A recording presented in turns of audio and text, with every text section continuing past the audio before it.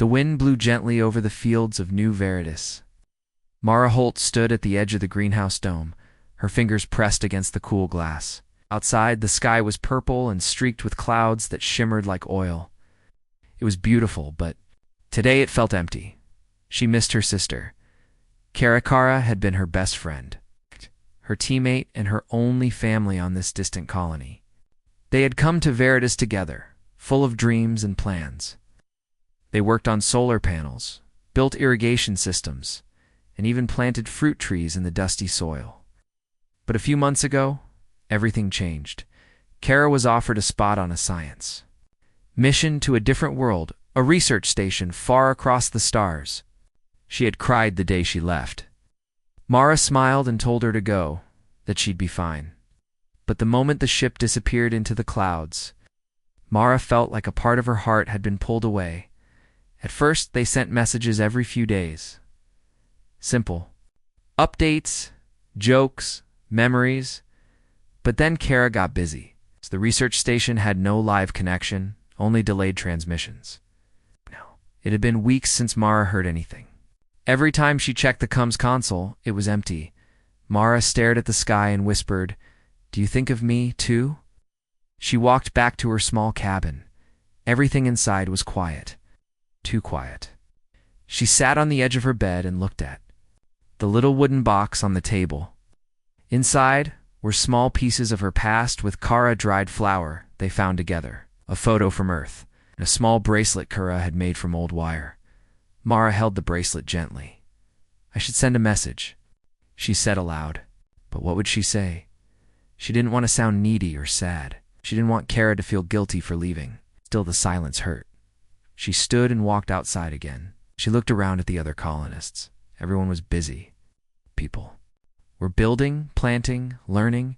Hope was alive here. But inside, Mara felt stuck, left behind. Then she noticed the children laughing by the river. They were building a small windmill using old parts just like Kara and Mara used to do. One of the girls turned and waved. Mara smiled, but it faded quickly. She remembered something. Kara once told her, "Even when we're apart, we're under the same sky. If you ever feel far from me, look up." Mara tilted her head and stared at the sky again. It looked the same as it had yesterday. But this time, she felt something different.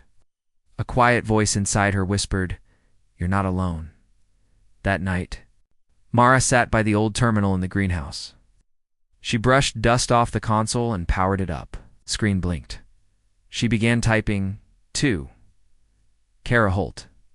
"Hey, I don't know if this will reach you soon or ever. I just wanted to say I miss you. Things here are still moving forward. I helped fix the water sensors yesterday. Kids built a windmill by the river. Who would have laughed they used a spoon as the rotor? It actually worked. I guess I'm writing this because I've felt far away from you, not just in space, in heart. I know you're busy, and I'm proud of you. I really am. But sometimes, I wish I could just hear your voice again, or see your smile. You told me once that humanity never gives up, that we keep building no matter what. I've tried to remember that. I'm trying to stay strong, but I still miss you. Every day. Anyway, I hope you're doing amazing things out there. I'll be here under the same sky." Marashi sat back and stared at the words. They weren't perfect, but they were true. She hit send. There was no reply, of course. Just silence. But this time, the silence didn't feel so heavy. Mara stepped outside once more. The stars twinkled overhead. Somewhere out there, Kara was probably looking at the same stars. And maybe, just maybe, she missed Mara too. The future was uncertain. The distance was real. But so was the bond between them. The bond didn't break it.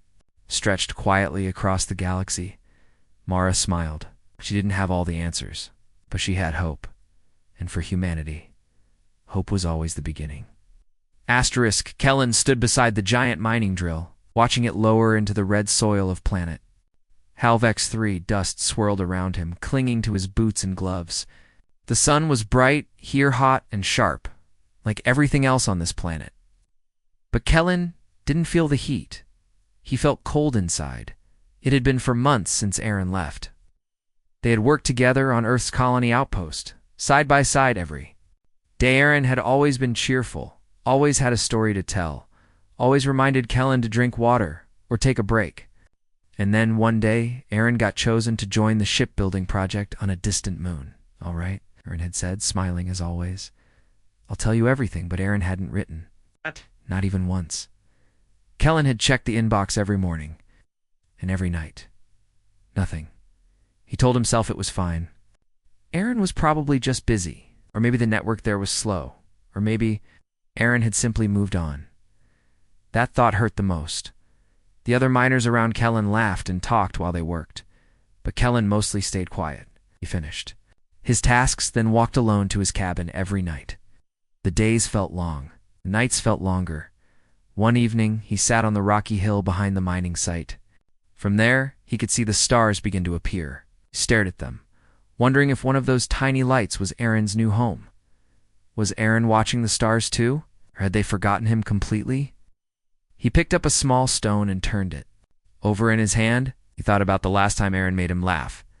They had spilled nutrient gel all over the power grid and spent hours cleaning it up, joking the whole time. Aaron always made even bad days feel lighter. Kellen missed that. He missed Aaron, he whispered. "Where did you go?" That night, Kellen couldn't sleep. So he walked to the outpost's old cum station. It hadn't been used in weeks. Most people sent messages from their wristbands now, but Kellen liked the old equipment. It made him feel like the message really went somewhere. He sat down and began typing slowly. 2. Aaron, hi. It's Kellen. I don't know if this will reach you. Maybe your address changed, or maybe you're just busy. That's okay. I wanted to talk to you. Things are fine here, I guess. The drill's working better now. We found a new mineral last week, Bright. Blue. You would have loved it. I think about you a lot. I miss you. And I guess I miss the way things used to feel when you were around. I hope you're okay. I hope you're happy. But if you ever think of me, maybe send a message back. Even just one word. That would be enough. Kellen, he hesitated for a second, then hit send. The screen flashed. Message sent.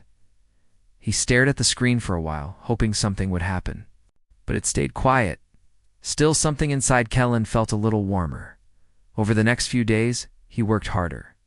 He helped fix a damaged loader, even joined a few people for dinner, laughing at someone's terrible impression of the site. Manager. Slowly, the heavy feeling in his chest began to lift. Then one afternoon, just before sunset, Kellen heard a beep on his wristband. New message. From unknown sender, his heart skipped. He tapped the screen. Kellen. It's me. I'm so sorry. Things here have been crazy. The network was down for weeks. But I got your message today. I miss you too. I've thought about you every day. Didn't forget. Never, I promise. I'll write again soon. Aaron. Kellen stared at the words. Then he smiled. Full real smile. The dust still blew across the red hills. The work was still hard. Days still long. But now, Kellen didn't feel alone, because someone out there still remembered. Still cared, and that was enough. Humanity had always survived harsh worlds, long distances, and silence between stars. But they also built connections, strong ones, sometimes quiet, sometimes slow, but always real. And in that moment, Kellen knew. No matter how far Aaron had gone, the bond between them still lived. Just like hope always. Ray sat in the old watchtower above the desert ruins of South Africa base. Wind blew red dust across the cracked landing pads below, and the sky above was pale and silent. It used to be full of cargo drones and glider scouts, but now it was quiet. Everything had moved forward except him. He stared at the photo on his tablet again. Kale's face smiled back at him. Her hair was always messy, her laugh always loud. She had been his best friend since childhood. They learned engineering together, skipped drills together, and even got in trouble for building an illegal drone once. Dre fixed the hardware. Kale made a dance in the air. She was everything bright in his quiet world. Then came the selection for Earth's secret long-range outpost mission. Kale had been chosen, not him. "I'll write you," she said, squeezing his hand. "We're still the same stars, just in different skies." Ray had smiled then, tried to look happy for her. But inside, he felt like the earth had dropped away. That was over a year ago. He had received one message. Short, cheerful video. The stars here are cold, Ray. But I keep thinking of that drone we built. You made it fly so perfectly. Miss you. He watched it every week. After that, nothing. No signal, no update. Only silence. He had tried sending messages through the main relay, through science channels, even through an encrypted fleet line that could get him suspended. Nothing came back. People told him to let it go, but Ray couldn't. He sat alone now in the empty tower, holding a small model of their drone in his hands. It was dusty, broken, but still his favorite thing they ever made. I wonder if you remember, he whispered. Then he stood up suddenly. He had an idea. Not a message, not a video, but something more powerful. A beacon. Not a normal one. Something. Small and clever, something she'd recognize. That night, Ray snuck into the old signal bunker. Most systems were off, but the antenna controls still worked. He connected his drone model to the input port and began to code. He programmed it to fly in a pattern, a loop, a shape. The symbol they made up together when they were 12, a star made of 7 short lines. Then he added a pulse code, blinking light to match Kaleigh's old rhythm in music class. He remembered how she used to tap her pencil 3 beats then. 2, over and over. He set the beacon to fly that exact route above the base, blinking the lights into the sky. It wouldn't reach her directly, but maybe, just maybe, one of her patrol ships would scan Earth frequencies. Maybe someone out there would see it. He launched it at dawn. The tiny drone rose from the desert dust and began to fly its loop silent, graceful, blinking in rhythm. Ray watched from the tower, his eyes never leaving the sky. 2 days passed. The drone flew without rest. On the 3rd night, just before sleep, Ray's tablet buzzed. Incoming message. Unknown source. He sat up fast, heart pounding. The message opened slowly. Nice loop. Took me forever to believe it was real, but I knew it was you. No one else would use my dumb music code. There was a pause, then more text. I'm okay. I miss you more than you know. Couldn't reply sooner. I'm on a classified assignment, but you found a way. You always did. At the bottom, an attachment, a short video. Kaleigh's face appeared. Her hair was still messy. Her laugh was still bright. You built a flying message just to reach me? You really are the stubborn one? She smiled softly. I'll be back on Earth rotation in 4 months. Save me a seat in the tower. Ray didn't say anything for a while, just stared at the sky. The drone was still blinking in the dark. But now the silence wasn't empty anymore. It was full of connection, full of hope, because that was what made humans different. They didn't stop when things got quiet. They didn't give up when someone moved far away. They built drones that danced, lights that blinked, signals that whispered across stars. And they always found each other again. Nina walked slowly through the empty mining tunnels beneath Mars Base 12. Her boots crunched against the red dust that never seemed to disappear, no matter how much they cleaned. Her torch cast long shadows on the metal walls. The air was quiet, except for the low hum of machines far above. She came here when she felt sad. And tonight, she felt very sad. Milo had left 6 months ago. He wasn't just her friend. He was her favorite person, her safe place. They had met while studying deep core engineering, fixing old machines and sharing secrets under the red sky. Milo made her laugh, even when everything went wrong. He believed in her, even when she didn't believe in herself. Then one day, without warning, he was transferred to Europa's ice station. It was a special mission. Dangerous. Far, we can still talk, he said on their last night. I'll send a message the moment I land. But no message came. Nina had sent for. Still no reply. Maybe his work kept him too busy. Maybe the signal lines were broken. Maybe he forgot. That last thought hurt the most. Now, in the tunnels.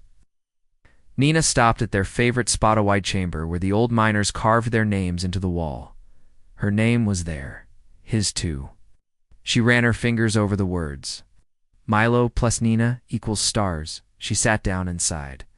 I wish I could talk to you, she whispered. Even just once. She stared at her boots, feeling small under the weight of silence. Then suddenly her wrist crackled. She blinked and tapped it. No alerts, no messages. But then a sound came through, faint, broken static, not from her base.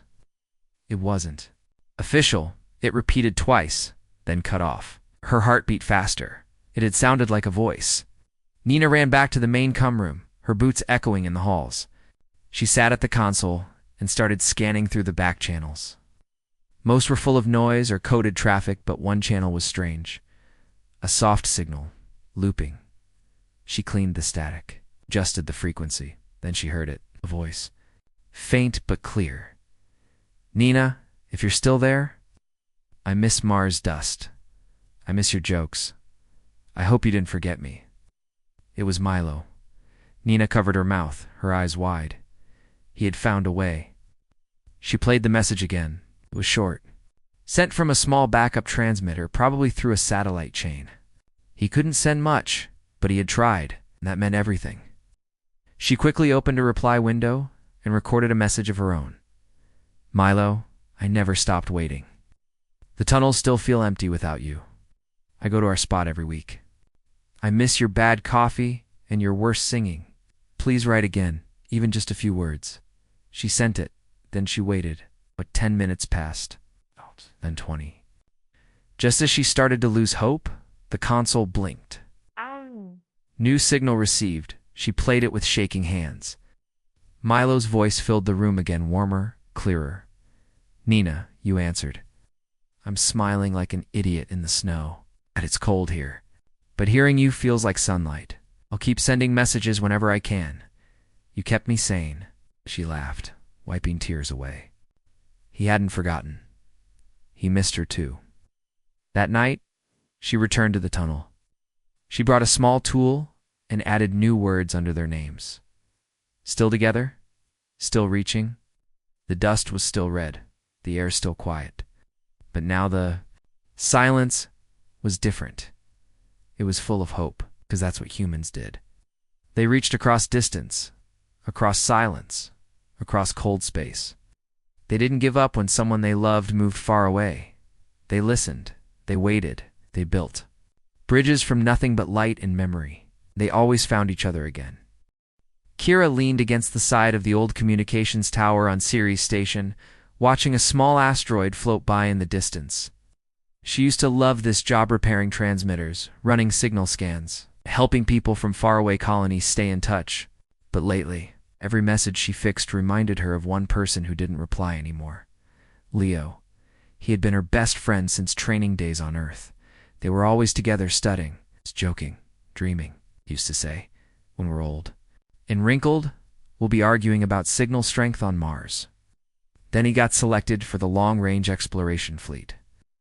His ship left 6 months ago to chart unknown space, far beyond Saturn. It was the chance of a lifetime. She had hugged him tightly the day he left. He whispered, "Don't forget me." "I couldn't if I tried," she replied. At first he sent messages, one every week, telling her about the new stars, the strange readings, the crew's silly habits. She replied with her own stories, life on Ceres, the new coffee machine, her repairs. But then, silence. 2 months. No messages. She tried not to worry. Deep space made signals weak.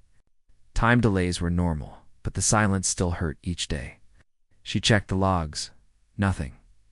Each night, she walked home past the old bench where they used to sit and stargaze after work. She missed his voice, his strange space facts, his laugh. She didn't even know where he was anymore. She tried to write a message. "Hey Leo, you okay?"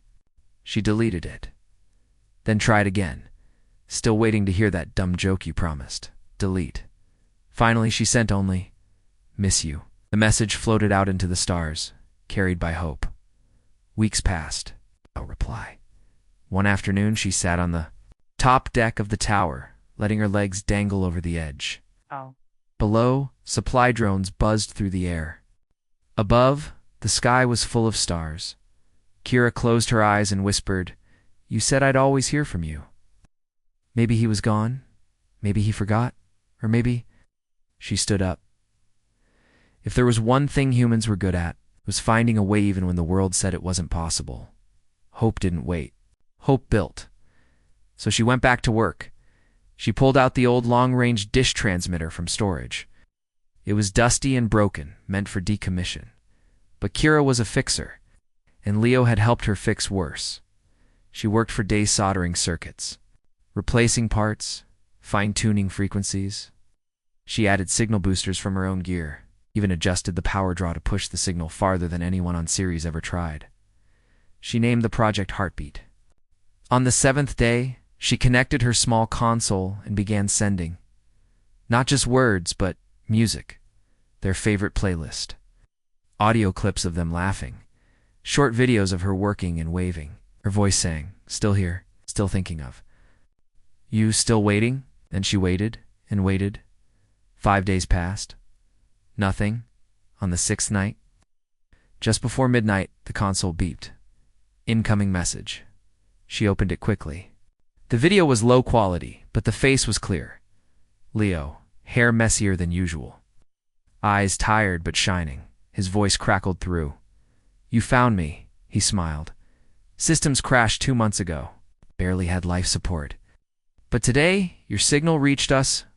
Sure voice, your laugh, our song. It woke us up, reminded us why we keep going." The crew cried. "You didn't give up on me. Thank you." Kira laughed, covering her mouth as tears rolled down her cheeks. He ended with, "Still here, still stubborn, still miss you." Looked up at the stars. They no longer seemed so far. Humanity was full of flaws, but when it loved deeply. When it lost someone, it didn't stop searching. Even across space, humans found each other again, because it was easy. But because it mattered. That was their strength. That was their thunder. Faye, hope finds you. Asterisk Theo stood by the wide window of the orbital station above Earth. Below him, the planet spun slowly, beautiful and bright. Around him, the crew moved with purpose-checking instruments, preparing shuttles, reviewing mission logs. But Theo didn't feel present. His mind was somewhere else. Touched the chain around his neck. Hanging from it was a small charma. Silver Star. It was the last gift he received from his childhood friend Ayla. They had grown up in one of Earth's underground recovery cities. When Earth had begun rebuilding in secret, their city had helped grow new food and train young engineers.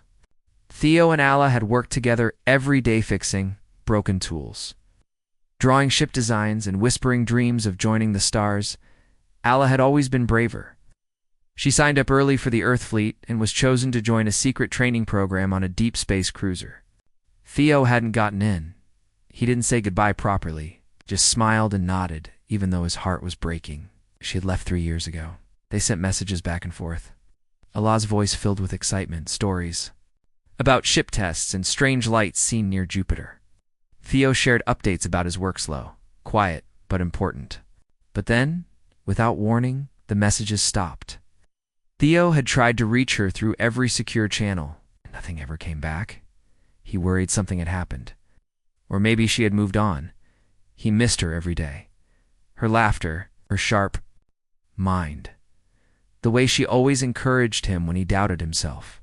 And now, here he was, finally in space, finally on a mission, but feeling more alone than ever. That evening, Theo sat at his station. His job was to monitor subspace eco-stiny ripples left behind by fleet ships using hyperspace drives. It was complex, slow work. Most people thought it was boring, but Theo didn't mind. Every signal made him feel closer to the stars. Suddenly, a soft ping echoed through his console. Theo looked up. It was a strange reading. A faint subspace echo, old, but familiar. The pattern wasn't from any of the registered fleet drives. He checked the ID string. His heart skipped. It matched one of the prototypes Ayla had mentioned in her early messages. A special ship used for test jumps beyond Saturn. Theo leaned in, eyes wide. The echo was weak, maybe just a leftover trail, but something about it felt alive. He stared at the screen for a long time, Then he made a decision. He accessed the relay satellite logs files that recorded distant transmissions bouncing through old systems. After an hour of searching, he found it. A brief signal from 2 months ago, static-filled, but with pieces of a voice. He filtered. It cleaned it and played it. Allah. Her voice was faint but real. This is Allah, testing prototype Drive 3. If this reaches Earth, I hope someone's listening. Tell Theo I didn't forget. Theo froze. She had remembered. She had tried. He took a shaky breath, then quickly recorded a message. Allah, I'm here. I never stopped waiting. I found your signal. Earth is rising. I'm finally in space. 2. I didn't forget either. He didn't know if the message would reach her, but sending it made his chest feel warm again. The next day, he returned to his work. The stars seemed brighter. A week passed. Then one night his console beeped. Again, this time it was clear. A direct reply. One simple message. Theo, you found me. I'm safe. Coming home. Theo leaned back in his chair, smiling as tears ran down his face. He wasn't alone. They weren't lost. Even across silence, across years, the human spirit had reached through. That's what made humanity special. Not just their ships, not just their minds, but their hearts. Their ability to hold on, to care, to hope, always. Nico walked slowly along the quiet hallway of the Mars-based academy. His footsteps echoed against the metal floor, but he didn't notice. His thoughts were elsewhere, drifting far beyond the red sands outside. He stopped by the old message wall, a screen where trainees could post photos and notes. His eyes went to a picture near the top corner. It was faded now, but still clear. 2 people, arms around each other, laughing in their training suits. Nico and June. They had come to the academy together 4 years ago. Best friends since childhood. Back then, they did everything side-by-side: flight simulations, repair drills, night walks under the Martian dome. June had always been louder, braver, the one who pushed Nico to try harder, to reach farther.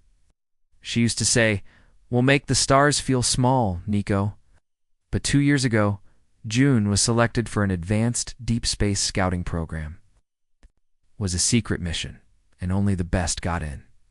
She was proud, but Nico could see the fear in her eyes when she hugged him goodbye. "I'll send something, I promise," she said. "Don't forget me." He never did. But she never sent a message. Nico told himself it wasn't her fault. The mission was classified. Maybe she couldn't reach him. Maybe her ship was too far. But still, the silence hurt. Some nights, he would sit by the dome window and watch the stars. Wondering if she was out there, wondering if she missed him like he missed her. He had sent messages. Not too many, just one every few months. Short, simple, "Hope you're okay, still training hard, thinking of you." But none ever came back. Now, every time he passed the message wall, he looked at that picture and felt more distant than ever. That evening, Nico sat at his bunk, staring at the empty corner of the room where June's bed used to be. He opened his journal and flipped through old pages. One entry stood out: drawings of a tiny satellite design they had once imagined together. Simple transmitter that could send personal messages, even across long distances. They had called it Starlink 1, a joke between them. Nico smiled sadly. Then, suddenly, an idea sparked in his mind. What if he made it real? He grabbed his datapad and opened the academy's workshop schedule. It was open for the next morning. He quickly reserved a spot for the next 2 weeks. Nico spent every spare moment in the lab.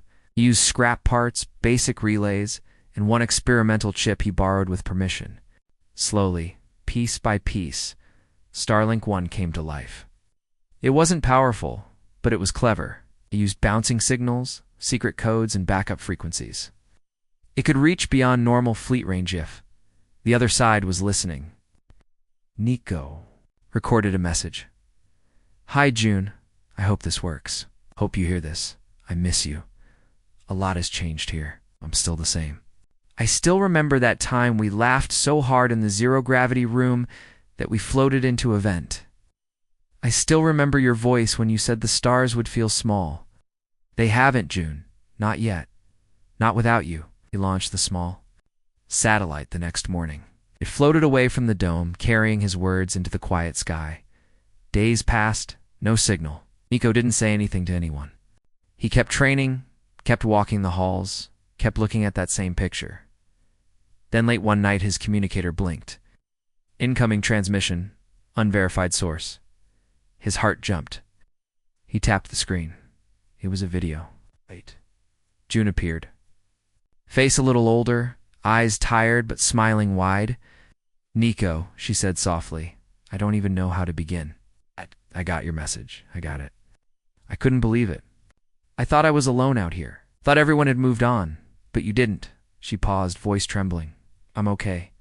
The mission has been long, hard, but I kept thinking of you, of us. You reminded me why we're out here, why humanity keeps trying, even when everything feels far away." She held up a small Charma silver gear they once made together. "Your words found me." "You found me." The video ended. Nico sat there, stunned. Then slowly a smile spread across his face. They weren't so far apart after all. Hope had reached her, because humans don't stop caring. Don't stop reaching. Don't stop believing. Even when the stars feel endless, love still finds a way. Torin leaned against the cold window of the station observatory, staring at the glowing swirl of stars beyond. The space around him felt endless, and yet so quiet. Too quiet. He had been posted to this station for 3 months, helping monitor deep space transmissions and manage the outer defense network for Earth's secret fleet. Everyone called it an honor, a step forward. But to Torin, it felt like distance, like something had been left behind, that something was Selen. They had grown close on Earth during training, 2 minds moving at the same pace, 2 hearts unsure how to speak, but always understanding each other. Selen had taught him how to build long-range signal devices using only scraps. Torin had taught her how to grow lettuce in artificial soil. They used to sit together at sunset under the old solar trees and talk about the stars. Then, Selen was chosen for the Unity Projector, massive science fleet heading to a new human-alien outpost in the Pleiades cluster, far beyond Earth, beyond easy contact. "I'll send you a message the moment I can," she'd whispered the night before she left, "even if it takes light years." She had kissed his forehead. Then she was gone, and Torin waited. And waited. At first he thought of her every hour, then every day. Now he thought of her most when the station grew quiet, when the hum of engines faded and only the stars watched. He had sent 5 messages over the past few months. 1 through the fleet's secure channel, 1 through a test beacon. 2 through old satellite bounces, 1 by encoded song, no replies.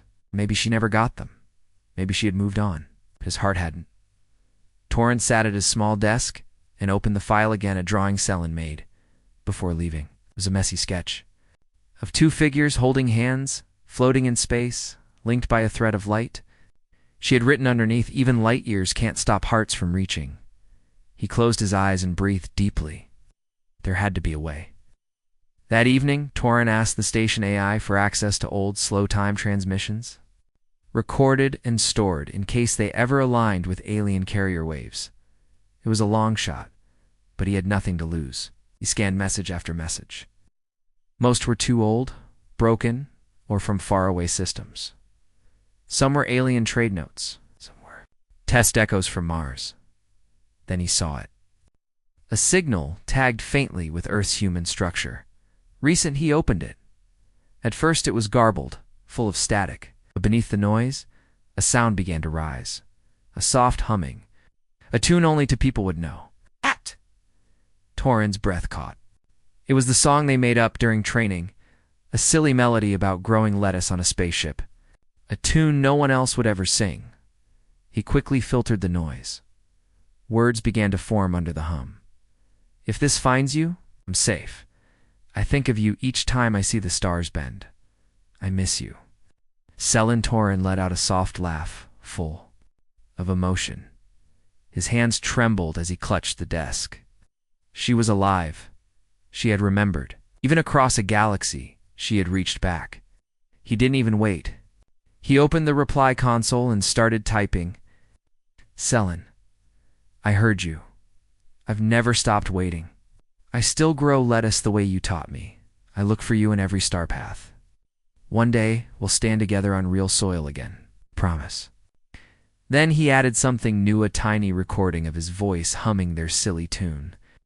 Just a little slower, a little sadder, but full of love. He sent it, using the same bounce-back technique that brought her message. Afterward, he walked back to the window. The stars still glowed the same, but now they didn't feel so far.